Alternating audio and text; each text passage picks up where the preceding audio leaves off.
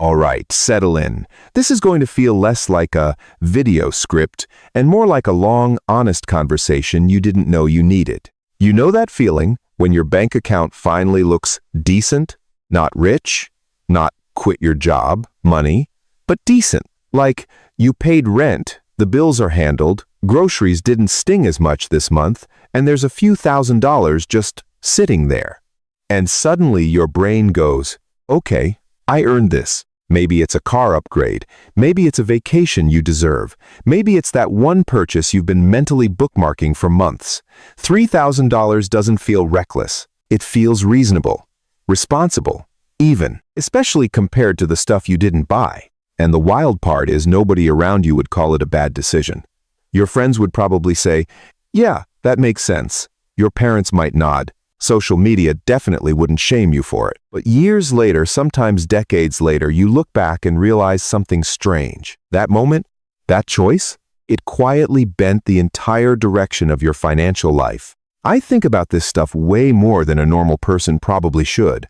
Money, habits, psychology, why some people seem to move forward effortlessly while others stay stuck despite working just as hard. I've noticed patterns really subtle. Ones that don't show up in spreadsheets or budgeting apps.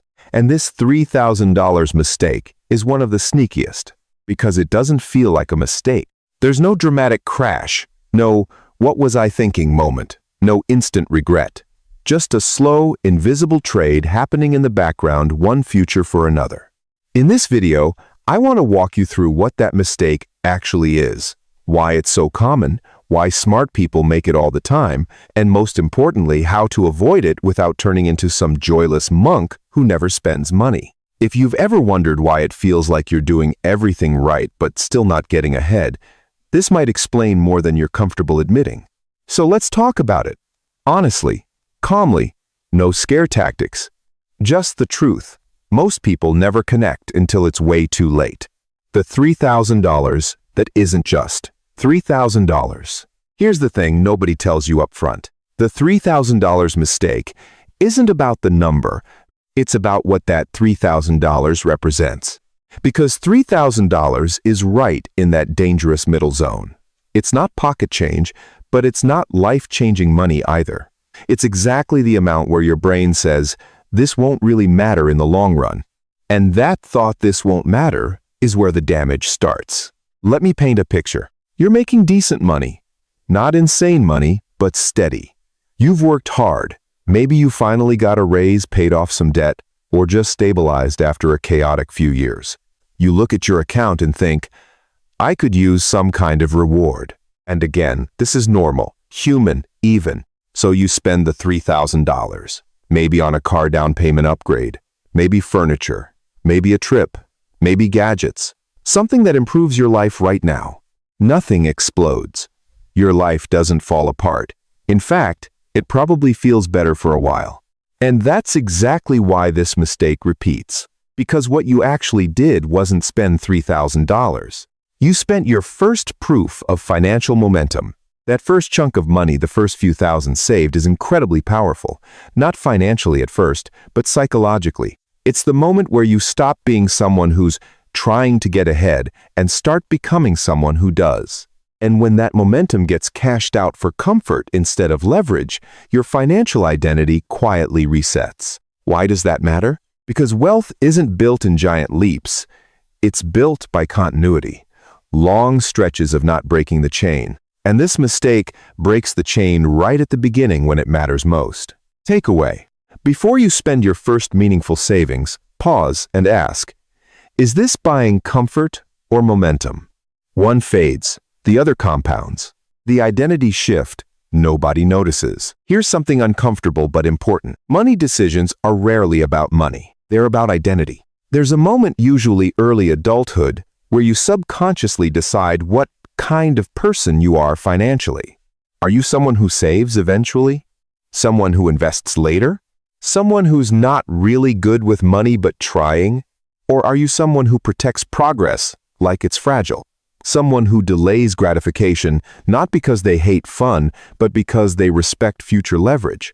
That $3,000 moment is often the first real test. Most people fail it without realizing it was a test at all. They tell themselves stories like, "I can start saving again next month. Once my income goes up, I'll be more disciplined." This doesn't really change anything. But here's the thing. Every time you convert progress into consumption, you reinforce an identity. Money comes in and eventually leaves. And that belief sticks. I've seen people make six figures who still live paycheck to paycheck, not because they're irresponsible, but because they never built the identity of someone who lets money accumulate. They always interrupt it. The opposite is also true. Some people never make insane money, but once they see that first few thousand grow, they become fiercely protective of it. Not anxious, intentional. They don't ask, "What can this buy?" They ask, "What can this become?" And that single question changes everything. Why this matters to you. If you've ever felt like you're stuck on a treadmill, earning, spending, resetting, this identity loop is usually why. Actionable shift. When you save money, don't immediately plan how to spend it. Sit with it. Let your brain adjust to having it. That discomfort, that urge to use it, that's the old identity trying to survive. The comfort trap disguised as self-care. Let's talk about the most socially acceptable financial trap there is. Comfort. Comfort upgrades are sneaky because they don't feel indulgent. They feel reasonable. A nicer car because it's more reliable. A better apartment because mental health matters. Upgraded lifestyle because I work hard. And listen, I'm not anti-comfort at all. But there's a timing problem no one talks about. When comfort upgrades happen before financial systems are built, they become permanent expenses instead of temporary rewards. That $3,000 mistake often isn't a one-time thing. It's the gateway drug, because once your lifestyle adjusts upward, your baseline changes. You're not just spending $3,000, you're committing future income to maintain the feeling it gave you. And now, saving feels harder. Not because you're worse with money, but because your margin disappeared. This is how people accidentally trap themselves for decades. They never feel bad with money. They just never feel ahead. Small story. I've seen people upgrade their car, then feel pressure to upgrade insurance, then maintenance, then gas, then suddenly the raise that was supposed to help them save just evaporates. No villain, no bad decision. Just momentum flowing in the wrong direction. Why it matters. Comfort compounds too, but in reverse. Actionable takeaway.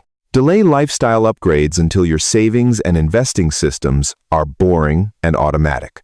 Let wealth grow quietly before you let life get louder.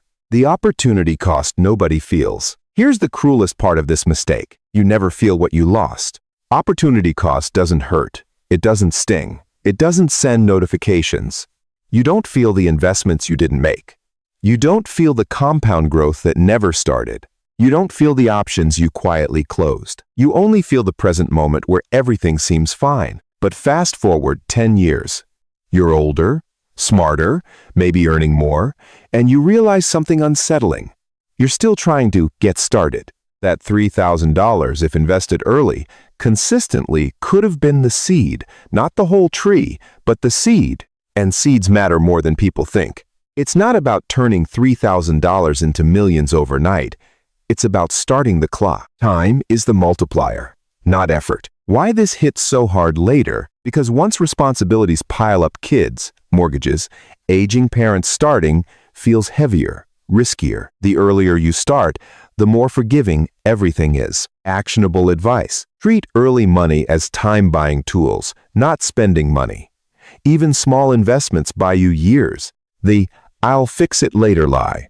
This one's subtle. Most people don't consciously choose to stay broke. They choose to delay fixing things. I'll save seriously once I earn more. I'll invest once things calm down. I'll get disciplined when life isn't so chaotic. But life doesn't calm down. It just changes costumes. The $3,000 mistake feeds this lie because it gives the illusion of control. You feel like you're choosing joy now and discipline later. But later keeps moving. And every time you reset your savings to zero or close to it, you teach yourself that progress is temporary. That belief becomes self-fulfilling. Why it matters. You don't rise to future intentions. You fall to current systems. Actionable step. Automate your progress so future you doesn't get a vote. Systems beat motivation every time. The quiet confidence of people who avoid this. Here's something fascinating. People who avoid this mistake don't usually talk about money much. They're not flashy, they don't brag, they don't make dramatic moves. But they have a quiet calm. They know deep down that they're building something. They don't panic over expenses, they don't obsess over every purchase, because they've already won the hardest battle, consistency. And it started early. With small decisions, with not cashing out progress for short-term relief. They didn't avoid joy, they just delayed converting momentum into comfort. Why this matters to you? That calm, that freedom? It's not reserved for high earners, it's built through patience. Takeaway: wealth isn't loud while it's growing. It's boring, quiet, almost invisible. And that's a good thing. How to avoid the $3,000 mistake without hating your life. Let's be practical. This isn't about never spending money. It's about sequencing. Here's a simple framework. 1. First dollars equals foundation, emergency fund, basic investing, no exceptions. 2. Next dollars equals leverage, skills, income growth, assets. 3. Later dollars equals lifestyle, comfort, upgrades, fun. Most people flip this order. That's the mistake. You don't need perfection. You need order. Personal reflection. Every time I've seen someone break out financially, it wasn't because they earned more overnight. It was because they stopped interrupting momentum. Actionable checklist. If spending this money resets your savings, pause. If it locks in higher monthly expenses, rethink. If it delays investing again, wait. That pause alone changes outcomes. Reflective, encouraging. If you take nothing else from this, take this. Staying broke rarely comes from one huge failure. It comes from 1,000 reasonable decisions made slightly out of order. That $3,000 mistake isn't about irresponsibility. It's about impatience disguised as logic. You weren't lazy. You weren't dumb. You were human. And the good news? You can interrupt this pattern at any time. The next time money starts to pile up even a little, notice the urge to release it, to convert it into comfort, to reward yourself immediately. And instead, just wait. Not forever. Just long enough for momentum to take root. Because once money starts working with you, instead of disappearing on you, something shifts internally. You feel steadier, more in control, less anxious about the future. Not because you're rich, but because you're no longer starting over. And that quietly, steadily, is how people stop being broke for decades without ever making a dramatic move. Just small decisions, made in the right order. If you're in that moment right now, if this video hit a little too close, good. That means you're early enough to change the ending. And honestly, that's the best position to be in.